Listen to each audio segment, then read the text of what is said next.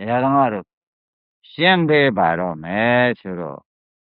နှလုံးသွင်းမှမှုလေးရှင်းပေးမယ်နော်။ဒါရင်တရားဓမ္မတို့နှလုံးသွင်းမှမှုဆိုတာကတော့ဖြင့်တရားဓမ္မတို့အလုံးထိုင်မှပဲနှလုံးသွင်းမှန်ကလာ မှန်ပါဗျာ အလုံးမထိုင်မဲနဲ့သာယသမီးစီပွားရေးကြားထဲမှာတော့နှလုံးသွင်းမှမှုမလာတော့ဘူး မှန်ပါ အဲ့ဒါဖြင့်တရားဓမ္မတွေကပထမရှိဦးဆိုတာအိမ်မှာလို့ကြောင်းမှာပဲလာလွတ်ကြပေါ့ဗျာခင်ဗျားတို့အကုန်လုံးနေကြတာပဲပြီးပြီးသားတွေပဲကျိုးစွာ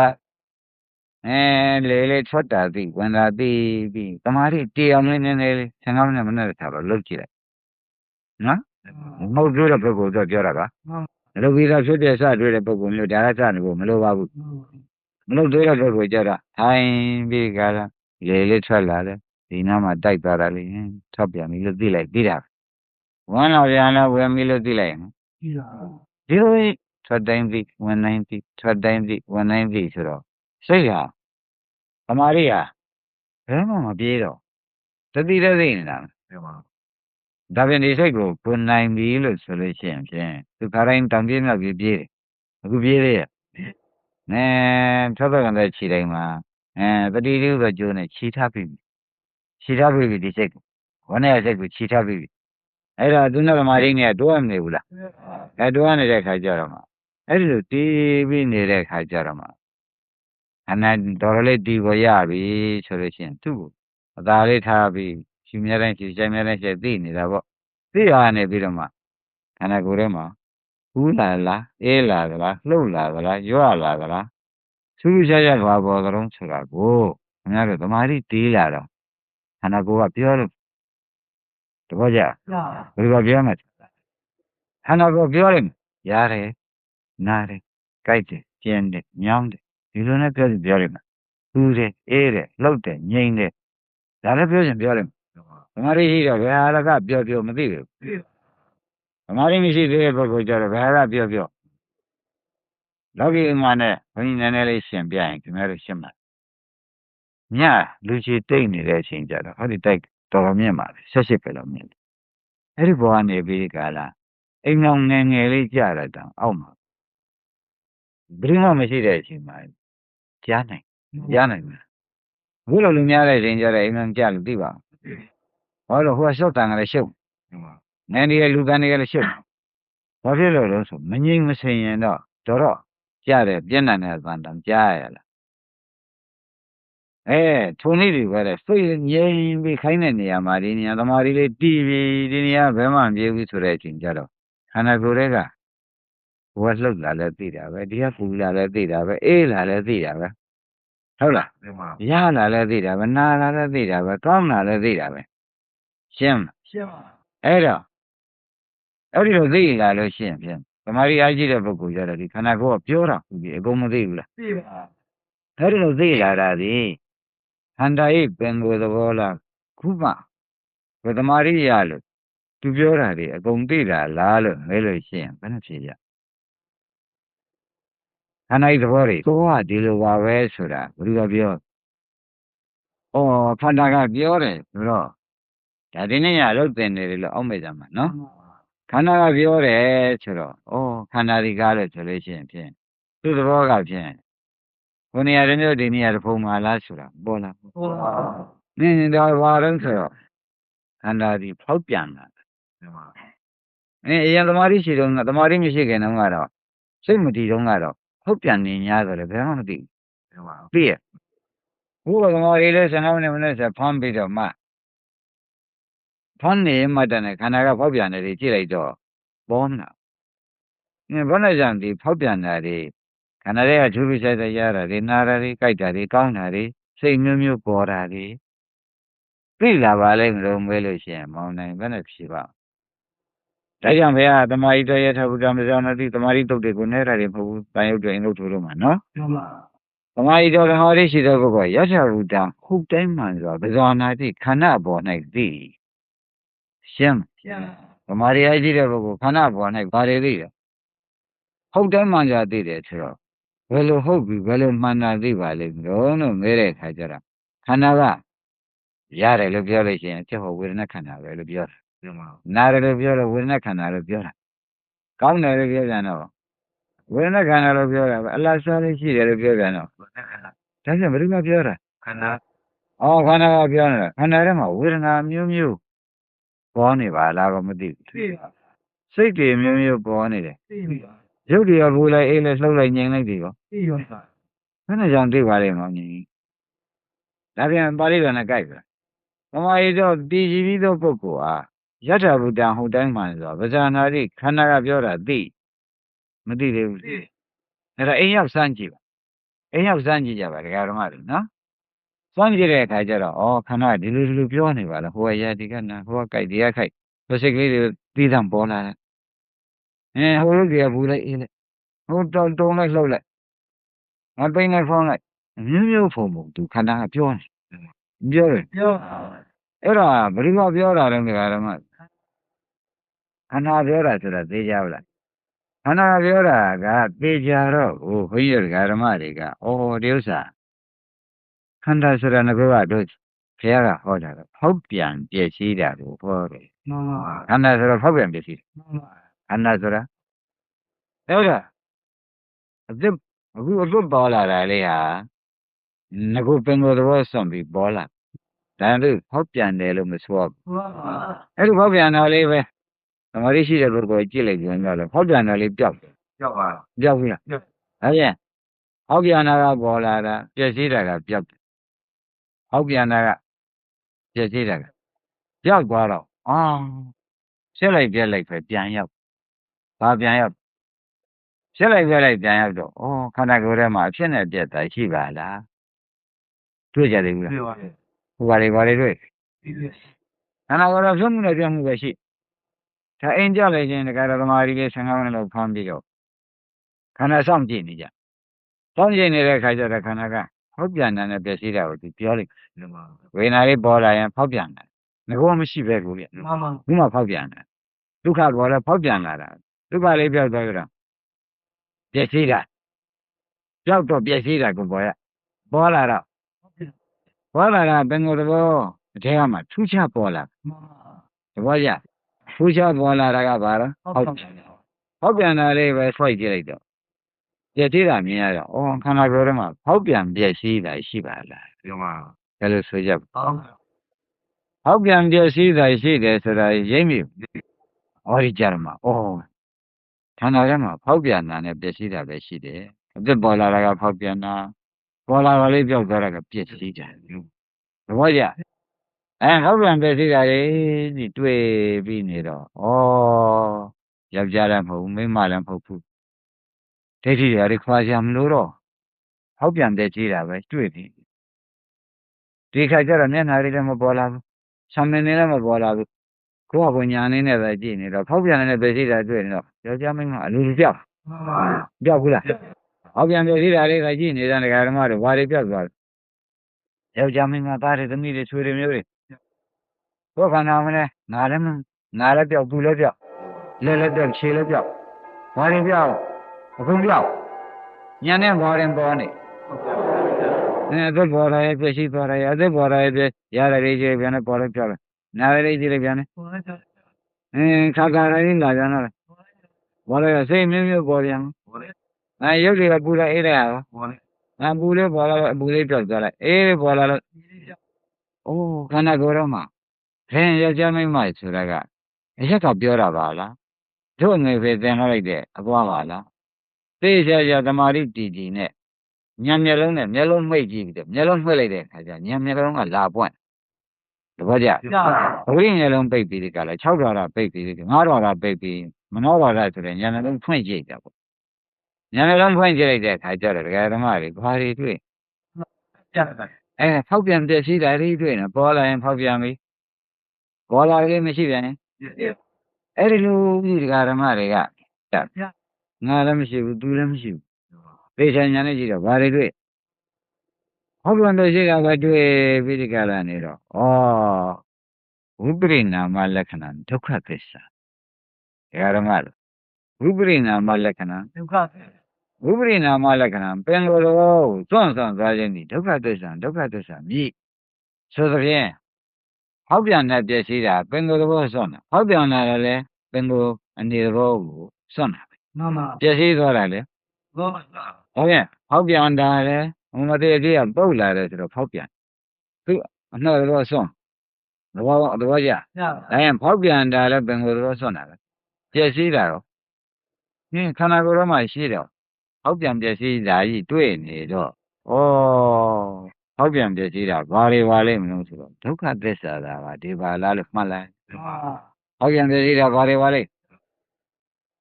ထိုင်တတ်ကြလားထိုင်ပြီးတခါတော့သမာဓိဖွန်ပြီး10မိနစ်15မိနစ်ဖမ်းတယ်ပြီးခန္ဓာကပေါ်ရာကိုကြည့်လိုက်တဲ့အခါကျတော့ဘာတွေတွေ့မှာလဲပေါ်လာတာကဖောက်ပြန်တာပေါ်လာတယ်ပြောက်သွားတာကအဲ့ဒီကဲတွေ့ပြီဆိုမှပြင်ရုပ်ကနိုင်ရရွေးမနေနဲ့တာဒီကြတာရုပ်ကနိုင်ရရွေးမနေပါနဲ့တော့တဲ့ဖောက်ပြန်ပြည့်စည်တဲ့သစ္စာနဲ့ရှုနေတော့ဖောက်ပြန်ပြည့်စည်တာပဲတွေ့တာပါ မှန် ရှင်းဖောက်ပြန်ပြည့်စည်တာပဲတွေ့နေတော့ဩယောက်ျားတွေဖြုတ်ဖို့ပဲလိုသေးဒါမိန်းမပဲတော့သူရောငါတော့ဘာတွေလဲပြတ်သဘောကျဒါကလာပါလိမ့်မဟုတ်ဘူးပေါ်လာပြီးပြတ်တဲ့ဓမ္မတွေပဲအကြောင်းဒီတိုင်းသာရှိနေအကြောင်းဖြစ်အကျိုးဖြစ်တာပဲအကြောင်းပဲအကျိုးပြတ်တာပဲဆိုတာလေးတခါတပါသွားအဲ့ဒါဖောက်ပြန်ပြည့်စည်တာလေးကိုဒကာဓမ္မတွေစောင့်ကြည့်စေချင်တယ်နော်ဘာကြည့်ကြဖောက်ပြန်ပြည့်စည်တာလေးဓမ္မတွေရှင်းပြီးတီအောင်လုပ်ပြီးစောင့်ကြည့်သမ်းပါတဲ့စောင့်ကြည့်တော့ဖောက်ပြန်ပြည့်စည်တာဟာခြေတော့တွေ့မလားခြေတော့ပေါ်မှာဖောက်ပြန်ပြည့်စည်တာတွေ့မလား ရဘောဟောက်ပြန်ပြန် ကိုတွေ့မလားဖောက်ပြန်ပြည့်စည်တာတွေ့မလားမျက်စိနာနာကောင်းတွေ့မလားဖောက်ပြန်ပြည့်စည်တာတွေ့ဖောက်ပြန်ပြည့်စည်တယ်တွေ့တော့ဒါတွေကဓမ္မနုပါဒနာသတိပဋ္ဌာန်သစ္စာမြင်တဲ့ဓမ္မနုပါဒနာသတိပဋ္ဌာန်ရိပ်မိကြပါပါလိမ့်အဲ့ဒီကဲတော့ဓမ္မနုပါဒနာသတိပဋ္ဌာန်နဲ့ဒီတိုင်းခန္ဓာကိုယ်ကြီးစောင့်ကြည့်နေတော့ဖောက်ပြန်ပြည့်စည်တာကဒုက္ခသစ္စာမြင်တာကမဂ္ဂသစ္စာဖောက်ပြန်ပြည့်စည်တာကမြင်တာကဖောက်ပြန်ပြည့်စည်တာကမြင်တာကတရားဓမ္မတွေသံဃာမှာမတ်မျက်လုံးနဲ့ကြည့်လိုက်မတ်မျက်လုံးနဲ့ကြည့်လိုက်သဘောကျဘာမျက်လုံးနဲ့ကြည့်မတ်မျက်လုံးနဲ့ကြည့်လိုက်တဲ့အခါကျတော့ဘာတွေတွေ့ပါလဲဒါရင်ဘင်္ဂောကလည်းခန္ဓာကိုယ်ကြီးကဖောက်ပြန်တာနဲ့ပြည့်စည်တာပဲရှိဥပရိနာမလက္ခဏာဒုက္ခသစ္စာကိုဖောက်ပြန်ပြည့်စည်တာရှိတယ်ကိုဖောက်ပြန်ပြည့်စည်တာတွေ့လို့ရှိရင်ဒီမျက်လုံးဟာနှလုံးသွင်းမှန်မလားမှားသေးလားမေးကြည့်ငင်းနဲ့တဲ့လာ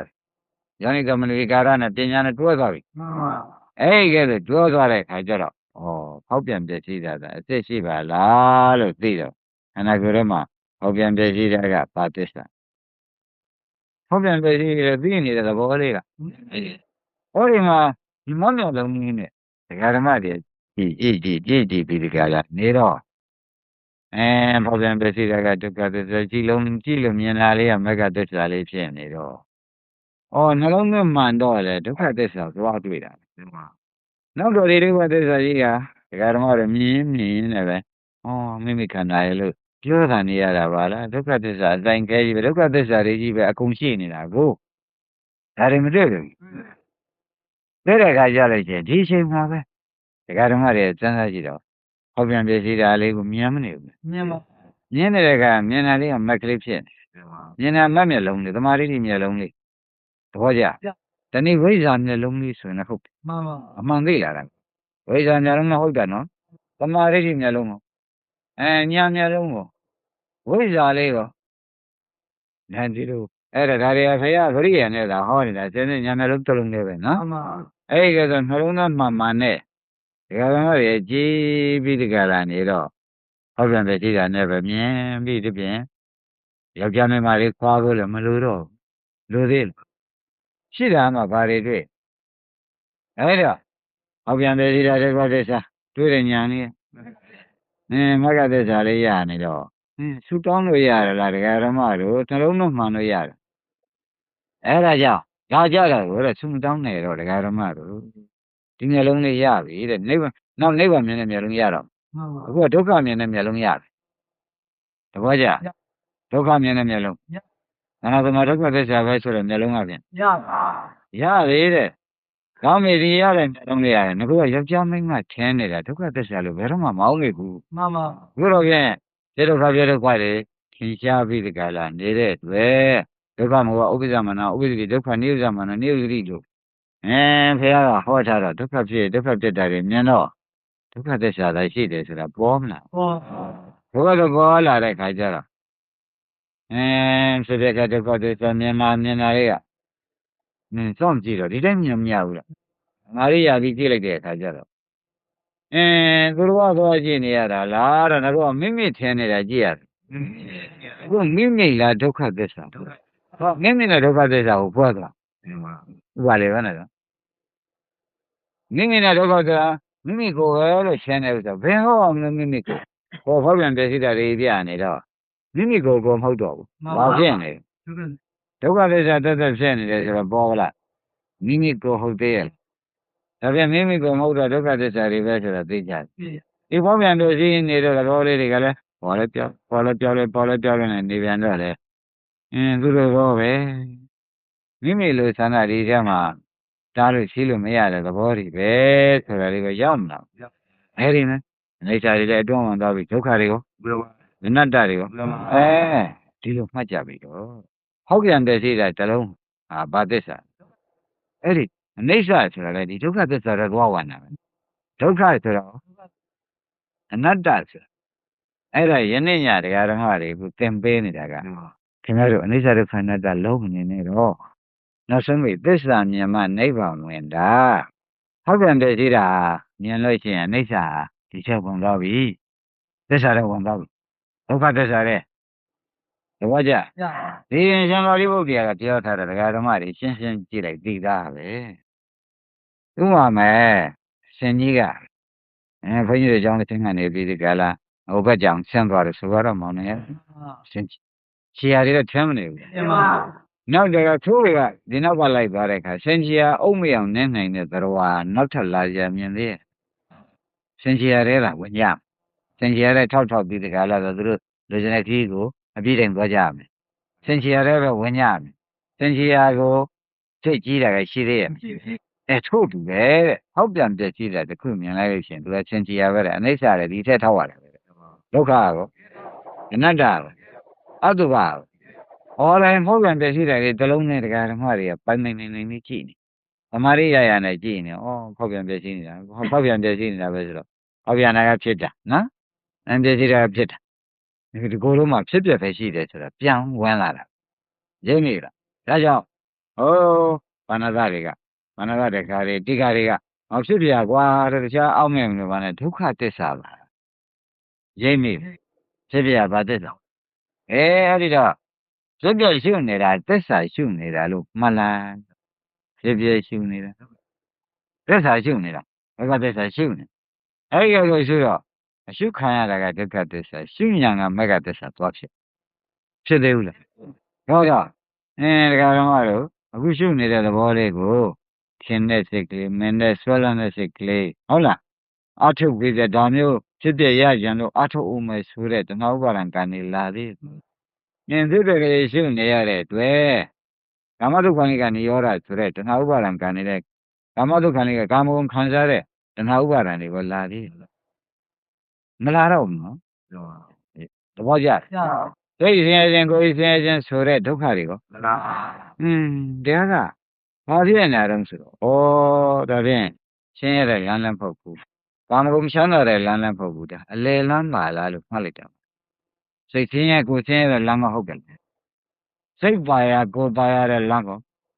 စိတ်ပါရကိုယ်ပါရတဲ့လမ်းဆိုလို့ရှိရင်လည်းတရားဓမ္မတွေကတဏှာကာမတုခဏိကနေရတာလမ်းဖြစ်သွားတဏှာလမ်းဖြစ်နေဘုဘကလည်းဒေါသလမ်းဖြစ်တဏှာလမ်းဒေါသလိုင်းအလယ်ကိုရောက်သွားဒါဖြင့်အလယ်လမ်းရောက်ရင်းပြီဘုရားအလယ်လမ်းကဘုရားဖြစ်တာကိုဘောဓဝန္တရာနိုင်ကောအဲ့ဒီလိုဟောက်ပြန်ပြည့်စည်တာကိုမြင်တဲ့ဉာဏ်လေးကနေပြီးဒီကလာသွားမှအလယ်လမ်းကိုရောက်ဒီညာအလယ်လမ်းပဲဆိုတာရင်းပြီကောင်းနေတာဖြင့်ဒကာတော်ကတော့ဒီနေ့ညစစမ်းကြည့်တာပေါ့ခင်ဗျာကိုတအားသွေးစမ်းကြာတော့ရက်လာတယ်နော်ရက်လာတော့အခုအဲ့ဒီချိန်လေးမှာတစ်ချက်တည်းကိုဘောကဖြစ်စီပေါ့တစ်ချက်တည်းဖောက်ပြန်ပြစီတာလေးကိုညာနဲ့တဲ့ပြီးမြန်လိုက်တယ်ဆိုလိုက်ပါလေအဲ့ဒီတစ်ချက်ဟာမောင်နေအလွန်ရေးကြည့်မှန်ပါဒီတစ်ချက်အလွန်ရေးကြည့်တယ်ဒီတစ်ချက်ဟာဘယ်နဲ့ကြောင့်ဒီလောက်အရေးကြီးမုံမြတ်တယ်လို့ဆိုရပါလိမ့်မလို့ဆိုတော့ခုနကတဏှာဥပါဒံကာနေကိုလာသေးဟာဒါဖြင့်ပပင်စာချုပ်ပြီ ဒေါသသက်္ခပရိဒီဝါတွေဒါဖြင့်ဒကာဓမ္မတို့ကာမတုခဏိကနေရောလမ်းလည်းမရှိ မှန်ပါ အတ္တကိလမကနေရောကလမ်းမော မရှိ အလယ်လမ်းပေါ်သေးချာရောက်တော့အလယ်လမ်းကနေမှနိဗ္ဗာန်သွားလို့ရ မှန်ပါ ဒီကမှနိဗ္ဗာန်သွားလို့ရ ဒီ အလယ်လမ်းကနေမှနိဗ္ဗာန်သွားလို့ရတယ်ဆိုတော့ပေါ်ကြဒါဖြင့်ကိုယ်ခန္ဓာကိုယ်ကိုငါကကိုယ်ခန္ဓာလို့ထင်နေတာမဟုတ်တော့ပါဘူးသစ္စာသက်ဒုက္ခသစ္စာသက်ပါပဲလို့ဆုံးဖြတ်ချက်ချမချဘူးနှလုံးမိတ်ပြရှင်းတော့နှလုံးမိတ်ရှိတော့ဟိုနေရာဖောက်ပြန်ဒီနေရာဖောက်ပြန်ဟိုနေရာပြည့်စည်ဒီနေရာပြည့်စည်တယ်ဒီမတွေ့ဘူး ဒီ ဖောက်ပြန်ပြည့်စည်တဲ့ဘာသစ္စာ ဒုက္ခ မြင်တာဒါဖြင့်ကာမဂုဏ်ခံစားတဲ့လမ်းကိုပြတ်တာ ပြောက် ကိုယ်ဆင်းရဲစိတ်ဆင်းရဲလမ်းနေကို ပြောက် လမ်းဘယ်လမ်းရောက် နေ ဒီလိုရှုပ်နေတာအလယ်လမ်းရှိအလယ်လမ်းရောက်တာပဲလိမ့်မိဘူးလားရှုပ်ပါမရလာတဲ့အခါဖောက်ပြန်ပြည့်စည်တွေမြင်ရတဲ့အခါကြတော့စိတ်ထဲမှာညှင်းငွေမုန်း မှန်ပါ ဘာဖြစ်လို့မုန်းတုံးလို့မဲတဲ့အခါကြတော့မှ